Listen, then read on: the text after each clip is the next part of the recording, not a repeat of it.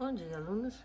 Hoje nós vamos começar um assunto muito polêmico, apesar de todos os conhecimentos, né, principalmente no último ano.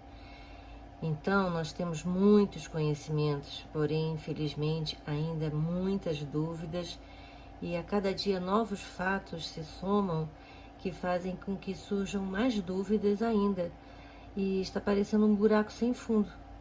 Estamos falando no grande vilão do momento, os vírus. Os vírus são agentes infecciosos microscópicos que medem de 20 a 30 nanômetros e são constituídos por ácidos nucleicos e proteínas. São ditos parasitas intracelulares obrigatórios e atacam diferentes organismos, desde bactérias até plantas e animais, né? Eles podem permanecer latentes por toda a vida da pessoa enquanto eles se multiplicam, ou podem, durante essa multiplicação, causar sintomas e até, infelizmente, levar à morte. Os vírus que ficam latentes são chamados de vírus temperados. E um exemplo é o vírus da herpes, que causa aquelas bolhazinhas na mucosa bucal, nasal, por exemplo, né? Quanto ao vírus da herpes, acredita-se que 90% da população tenha este vírus e que ele só se manifesta geralmente quando dá baixa imunidade da pessoa. Ele é muito transmissível e muitas vezes você pode pensar que está só com um machucadinho no lábio e nem cuidar, mas esse machucadinho pode ser um sintoma de herpes. E que surgiu, por exemplo, quando você se expôs muito tempo ao sol, porque o sol, apesar de ser maravilhoso, né, ele permite a vida na Terra, ele pode baixar a nossa imunidade, porque os seus raios ultravioletas, né, podem baixar a nossa imunidade. Mas vamos falar sobre viroses, isso é, as doenças que os vírus causam, só na próxima aula, ok? Vamos voltar aos vírus e vamos à primeira polêmica que persiste até os dias atuais. Vírus, seres vivos ou não? A descoberta dos vírus em 1883 por um cientista chamado Adolf Meyer, que estava estudando uma doença conhecida como mosaico do tabaco, que é lógico afeta as folhas do tabaco, ele descobriu que poderia infectar uma planta simplesmente pulverizando com um macerato de folhas de uma planta doente e assim concluiu que havia um agente infeccioso causador dessa enfermidade. Esse agente infeccioso, que passava até pelos poros de filtros mais finos de porcelana, foi batizado de vírus, que vem do nome veneno em latim. Nessa época ainda não era possível visualizar o bandido, mas se podia ver o que ele causava numa célula, isso é, os efeitos citoplasmáticos. Os vírus só foram visualizados, né, em meados do século XX com a utilização do microscópio eletrônico. Aí veio a dúvida crucial. Esse agente infeccioso, que pode causar tantos efeitos citoplasmáticos quando no interior de uma célula, é um ser vivo ou um ser não vivo? Pode até matá-la.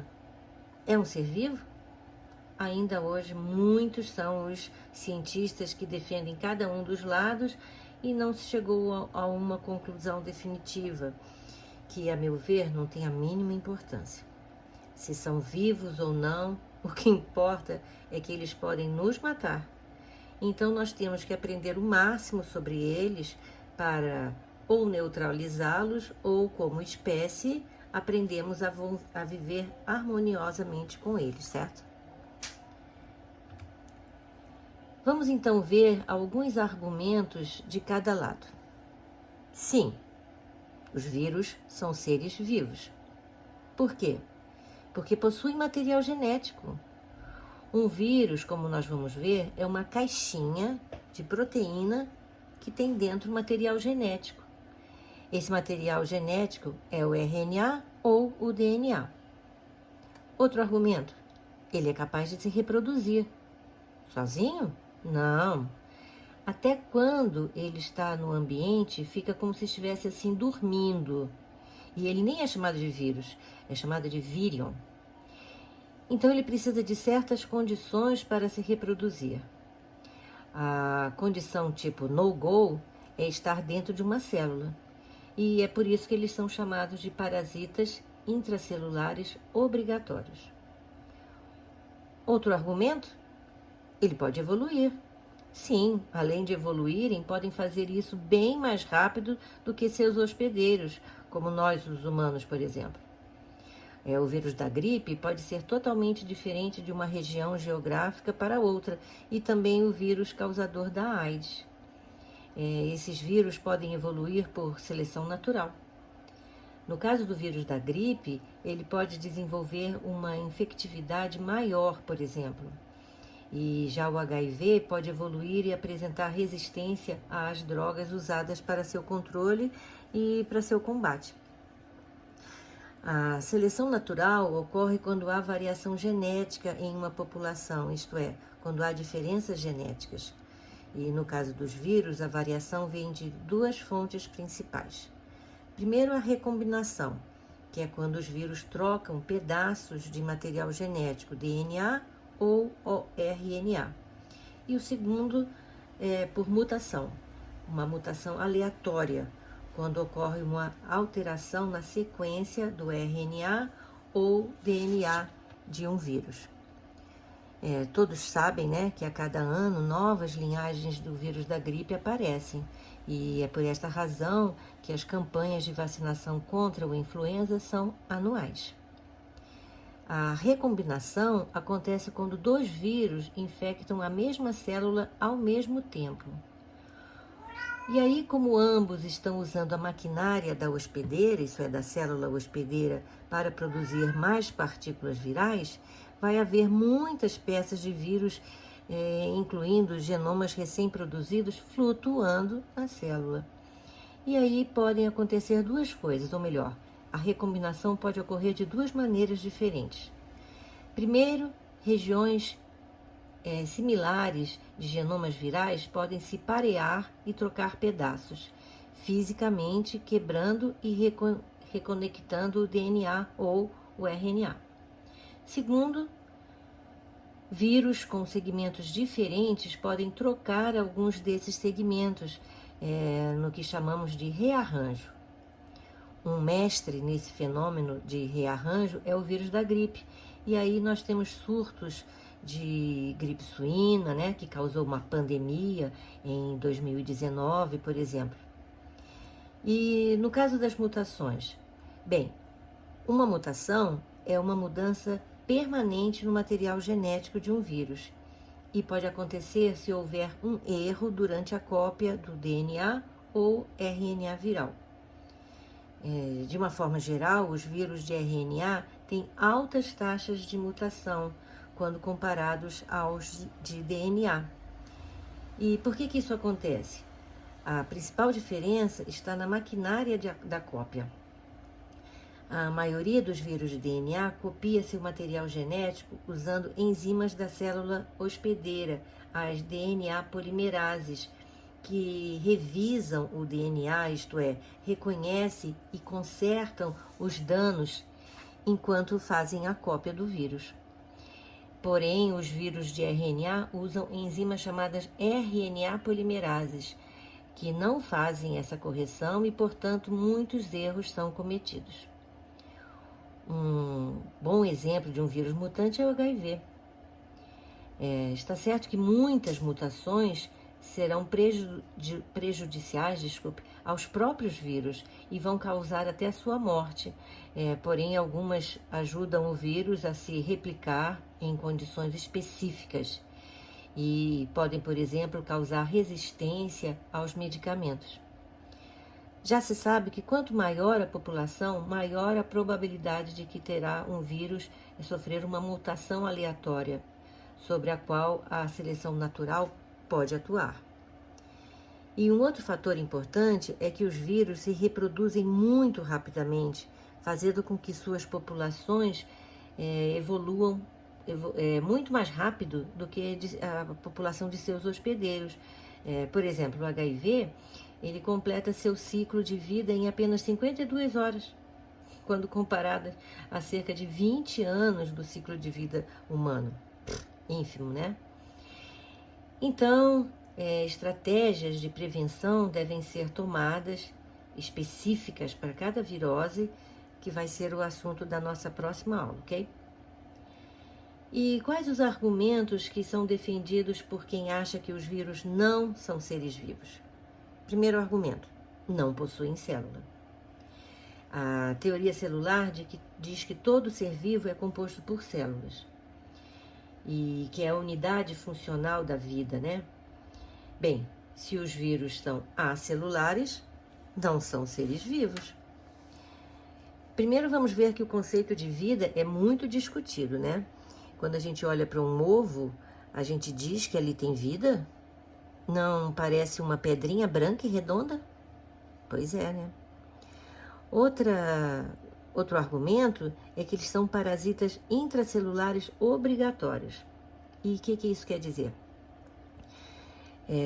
Quer dizer que só tem vida, e lá vem o conceito vida novamente, né? Quando estão no interior de uma célula. Quando fora de uma célula, como eu falei, nem recebem o nome de vírus, são chamados de vírion. E por que isso?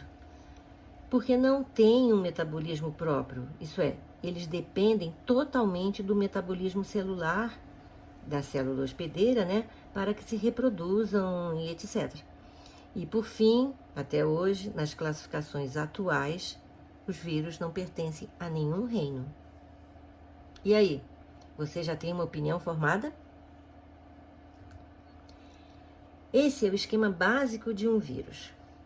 Um envelope lipídico, né, que é chamado simplesmente de envelope, que pode ou não estar presente, que é revestido, que é o revestimento externo, né, formado por restos da membrana plasmática da célula em que ele se originou, com as suas proteínas virais, o RNA viral, isto é, seu material genético, e proteínas do capsídeo, que é um envoltório proteico protetor que pode apresentar diferentes formas. Juntos, o capsídeo e o ácido nucleico formam o núcleo capsídeo. Temos alguns exemplos de vírus envelopados, por exemplo, o vírus da herpes, da varíola, também da rubéola e da gripe. E exemplos de vírus não envelopados, temos os vírus da poliomielite, né, da paralisia infantil, e os que causam conjuntivite, por exemplo. Tanto o capsídeo, no caso dos vírus não envelopados, como o envelope lipoproteico, no caso dos vírus envelopados, possuem proteínas denominadas proteínas ligantes. E o que são proteínas ligantes? São proteínas capazes de se encaixar a proteínas da membrana plasmática da célula hospedeira, e essas vão atuar como proteínas receptoras virais, e os vírus se utilizam delas para invadir a célula. É um tipo de relação chave-fechadura, entende? E isso é que torna os vírus tão específicos. Esta especificidade pode ser quanto às células ou quanto às espécies de seres vivos. Por exemplo, o vírus da gripe tem afinidade por células do aparelho respiratório. Porém, podem saltar de uma espécie para outra, afetando tanto mamíferos e outros mamíferos, né, além dos seres humanos, e até as aves. Já tivemos até uma onda de gripe denominada gripe aviária, né? E isso acontece porque os seres humanos convivem com diversos tipos de animais e assim os vírus se adaptam a parasitar diferentes espécies. Então, os vírus são acelulares, não têm metabolismo próprio, são ditos por isso parasitas intracelulares obrigatórios, têm uma capacidade de reprodução somente dentro da célula hospedeira, apresentam ácidos nucleicos DNA ou RNA, alguns possuem um envelope proteico, e outros possuem somente o capsídeo, são altamente específicos e têm uma capacidade de mutação, isso é, de evolução muito grande. Só que fora do hospedeiro são chamados de vírions, eles ficam no estágio latente. Então, novamente aqui, as partes de um vírus, né? Externamente aqui do lado direito, um vírus envelopado. Depois o capsídeo envolvendo o material genético. A soma de capsídeo mais ácido nucleico, né? O material genético é chamado núcleo capsídeo. E do lado esquerdo aqui, um desenho de um vírus sem envelope.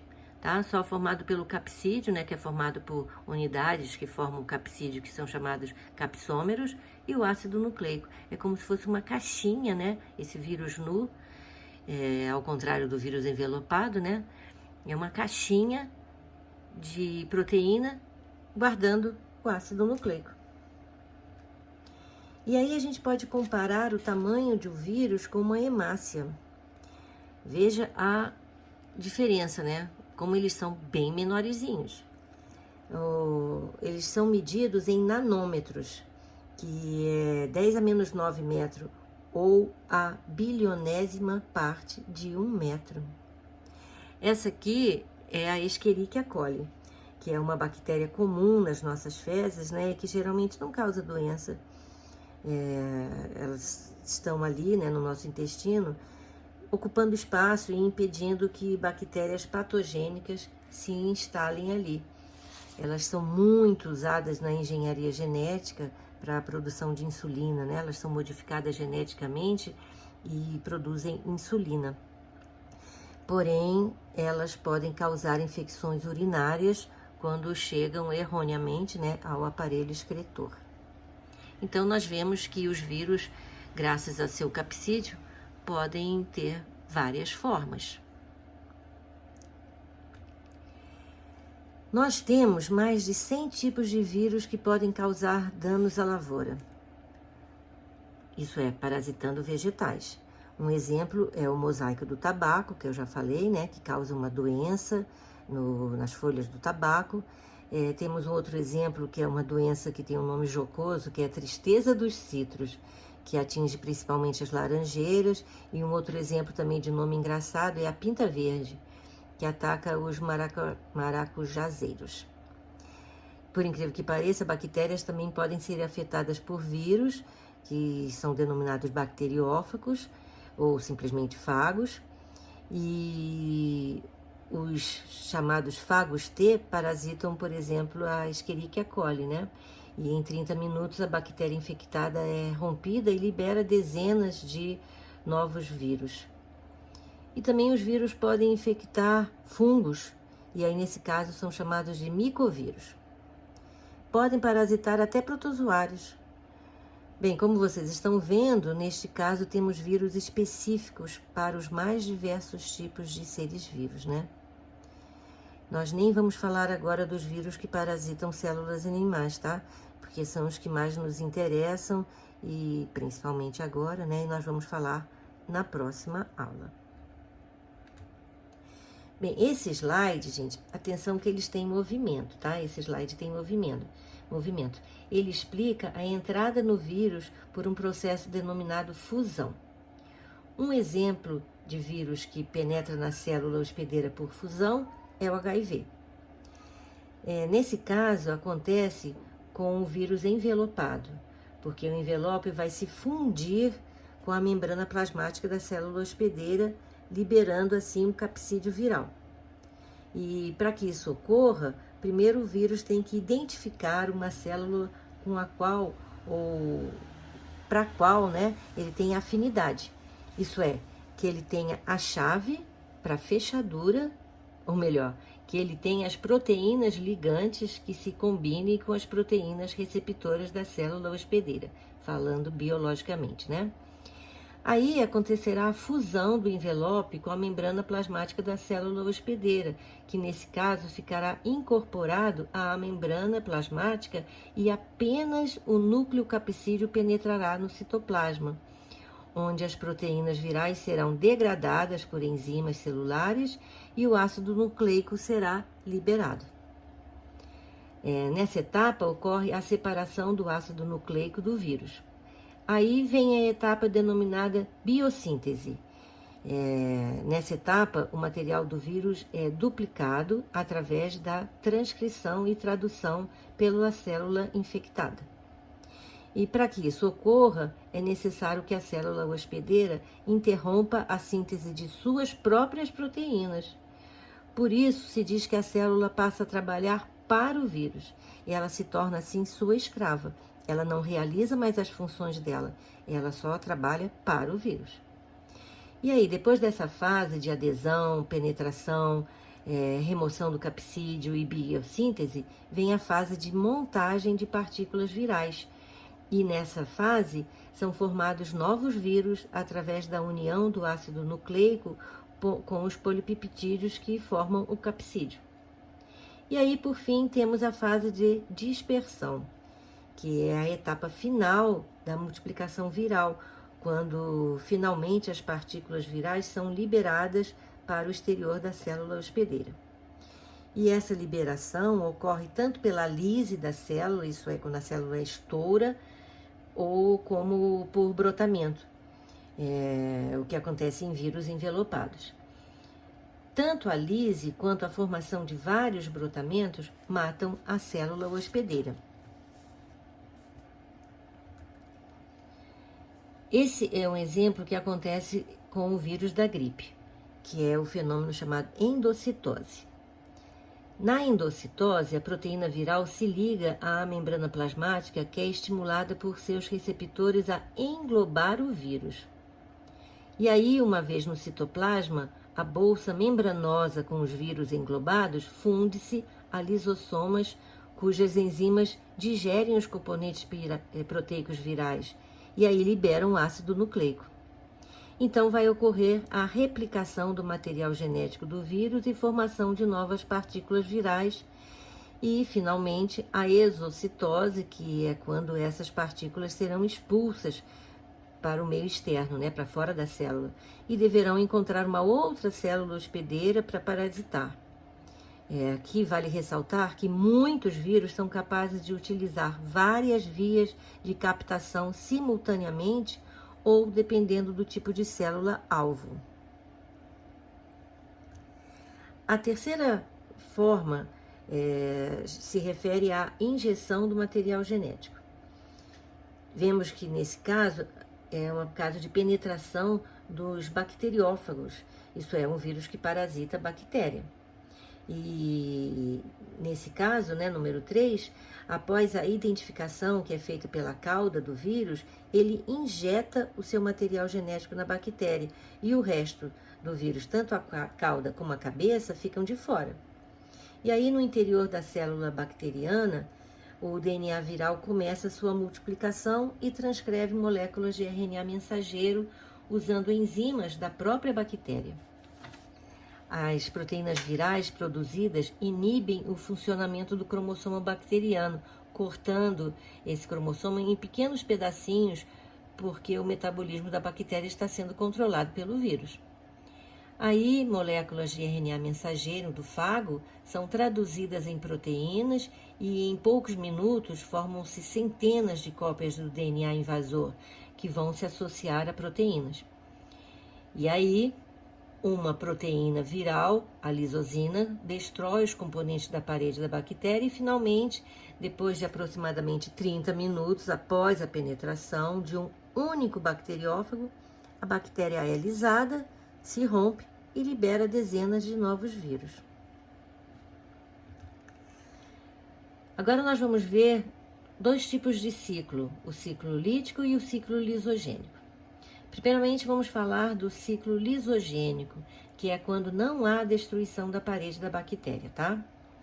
Então, nesse ciclo, o DNA de certos bacteriófagos, ao invés de se multiplicar imediatamente após penetrar na bactéria, pode se incorporar ao cromossomo bacteriano e passar a se chamar provírus ou profago, tanto faz.